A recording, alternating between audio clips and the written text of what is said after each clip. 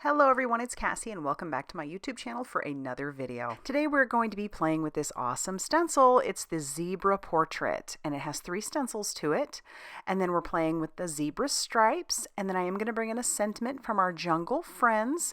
Let's jump right into it. I have my Tonic mat ready to go, and I am going to take these stencils. There's actually 2 stencils and a mask in the zebra portrait, and I am going to take these and use some PIXIE spray on them outside, making sure that I have plenty of ventilation. And the reason for that is there are a couple areas on there that are a little bit thin, and if you're going to do any blending, you're definitely going to want to do some sort of PIXIE spray or something like that so that those areas don't move. If you just did like a spray through there, you probably wouldn't have any issue, but I wanted to do some ink blending. So I've brought in some Pumice Stone Distress Oxide along with a blender brush, and I'm going to blend that all over this first stencil. That's going to be our little shadow area. And you'll notice I even took one of my magnets and put it right in the centerpiece of that one just so it wouldn't move. I'll peel away my stencil, and then I'm going to bring in the second part of our stencil, and it's really pretty easy to line up. Both of these stencils have an embossed edge around them so that you can do this over the size of an A2 front. My A2 front is, well, all A2 fronts are 4 1/4 by 5.5 inches. So I'm just lining that up over the top, and I'm using this on watercolor paper because I was planning to do some spraying. But before we do that, I'll bring in some black soot distress ink and another blender brush. I find that the black soot, just regular distress ink, is nice and black, and it blends beautifully over the top of the distress oxides that I found. So I'll just keep blending and just trying to be a little bit mindful of some of those really thin areas, but you'll notice what I'm talking about. There's some really thin lines, and if you go too crazy with your blending brush, you can move those lines and blur it just a little bit. And there was one area that I blurred it a tiny bit, but I end up not, it doesn't bother me, so I'm just going to kind of keep moving. So let me pull that stencil back. You'll see what I'm talking about. I love that. Isn't that so cool? It gives it this look of like 3D. So now I'm going to bring in the mask, which is the third part of this stencil. I'm just going to set that on there. You could use PIXIE spray, but I plan to use PIXIE spray on our zebra stripes. So I use that on there, and I'm going to put that right down on top, and that's going to hold the mask in place. And then I'm going to bring in my makeshift splatter box, carefully peeling this up and sticking that inside there. I'm going to bring in some Distress Oxide sprays. I want this to be a little bit, well, sort of organic, so I'm tearing a paper towel, and I've got my fired brick, and I'm going to spritz that in that upper corner.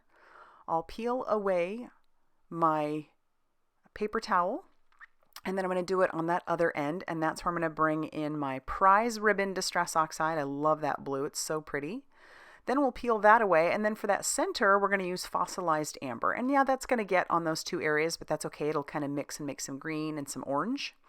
And I am going to bring in that fired brick a little bit more to spray that on top, and I'll peel this away. Now you could take what is on this stencil and you could put that onto another piece. I'm just trying to be really careful not to have that stick. And then I can take the mask and peel that away and take a look at that. So it's flat, but it looks like there's more to it. I cleaned off my mask. I am going to put it back down on there because I want to do some splatter. I'm going to bring in a gold paint that I have and just put a little bit of water in there and then splatter that with a tiny paintbrush all over that background. You can't really see a whole lot of it until I pull it up to the camera, but I don't know, it's just something about that splatter. And then we have some of those edges look a little bit feathered, which is just really, really cool. All right, now we need to make our sentiment. So I've pulled in the Jungle Friends stamp set, and I'm just going to use one of the sentiments from there. I'm going to ink up some sentiment stock, or ink up my sentiment with Juicy Embossing ink and stamp that down onto some sentiment stock. Cover that with some fine detail white embossing powder, and then heat set that till that is smooth and melted. And then I'll clean up my mess, and I can trim down my sentiment just a little bit. I'm going to give it an angled edge. And it's here I'm thinking, all right, I'm going to pop that up since everything else is so flat, which I like. I like that this is an easy mailer for sure.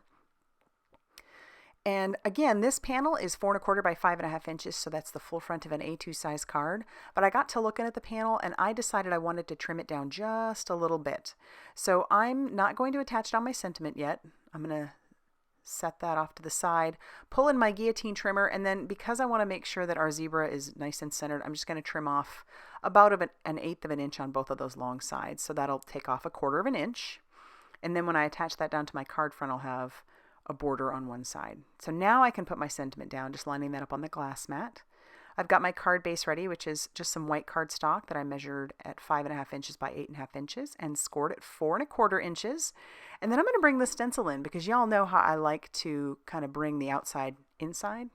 And so I've brought that stencil in. We're going to put down a paper towel. And then even though this paper isn't watercolor paper, if you just don't go too crazy with spritz, you can do this. And so I'm going to do that on the one edge using those same colors we did earlier, Fired Brick, Fossilized Amber, and Prize Ribbon. And I'll peel everything back and take a look. Oh my gosh, I love that.